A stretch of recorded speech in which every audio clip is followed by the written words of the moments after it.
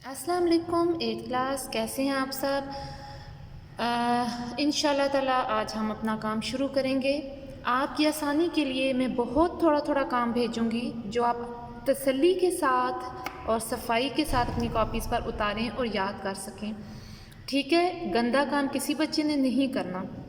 सिर्फ 2 आयात हैं जो आपने करनी होंगी, तो बड़े ध्यान से और इनकी जो आराब हैं यानी जो हरकत हैं, ये जो ज़ेर ज़बर पेश होती है, इसका आपने ध्यान रखना है। ठीक है, तो आपको पता है आपने इस साइड पर अपनी तारीख़ लिखनी है, यहाँ पर दरमियान में जमात का काम और पेज के इस साइड पर आपका दिन मेंशन हो जाएगा। इसी तरह फिर आपने ब्लू मार्कर से लिख लेना है सूरह अलम नशरा हेडिंग देकर।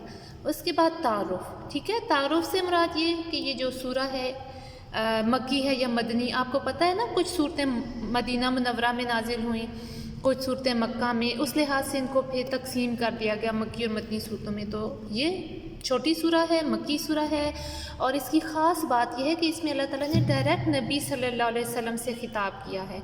जैसे आपको पता ना, हमारे नबी अल्लाह के बड़े महबूब बहुत प्यारे नबी हैं, तो जैसे हम किसी को तसल्ली देने के लिए कोई बात करते हैं, इसी तरह अल्लाह ताला ने इस सूरह में नबी पाक से बातें की, उनको तसल्ली दी, उनको ढारस दी, यानी ढारस बंधाना, कंसोल करना।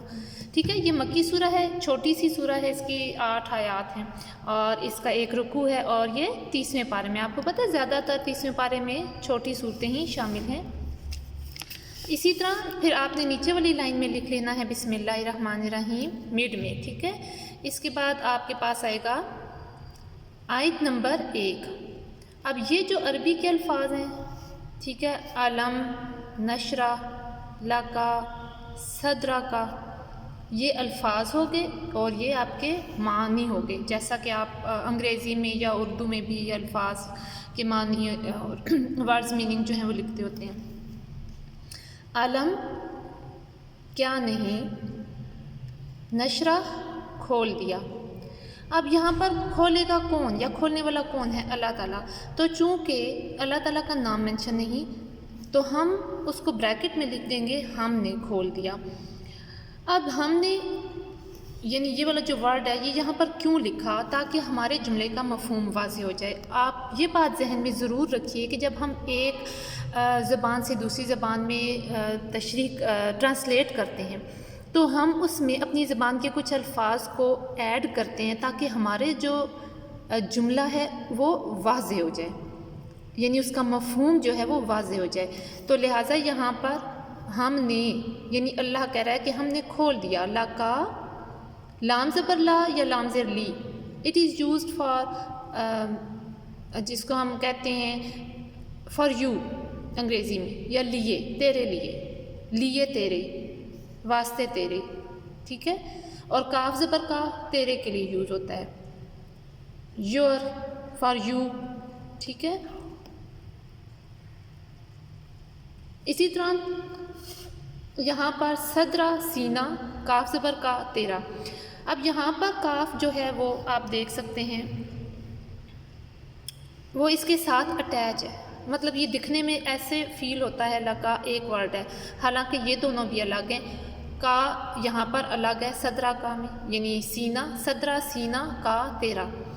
तो अल्लाह ताला फरमाते हैं, ए मोहम्मद क्या हमने आपका यानी तुम्हारा सीना खोल नहीं दिया? बेशक खोल दिया। तो अब आप इस बात का मफ़हूम समझ लीजिए कि अल्लाह ताला फरमाते हैं कि सीने का यानी दिल का हक़ की रोशनी के लिए फ़राख हो जाना, ताकि दिल में यानी हमारे दिल में हक़ बात जो है वो बैठ जाए, हक़ वाज़ेह हो जाए। हक़ से मुराद इस्लाम है और हमारे दिल में समा भी जाए। तो अल्लाह ताला फरमाते हैं कि नबी हमने आपके सीने को खोल दिया ताकि हक़ आप पर वाज़ेह हो जाए और आपके दिल में आ जाए, समा जाए।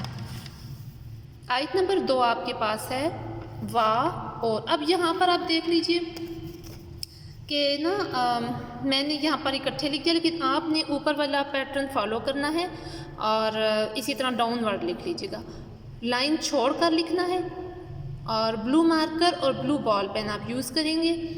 ठीक है, तो वो लाइन छोड़कर लिखेंगे और एक एक लाइन में एक एक वर्ड लिखेंगे तो आपकी राइटिंग नीट आएगी। अगर किसी बच्चे का काम गंदा होगा तो फिर उसको दोबारा करना पड़ेगा।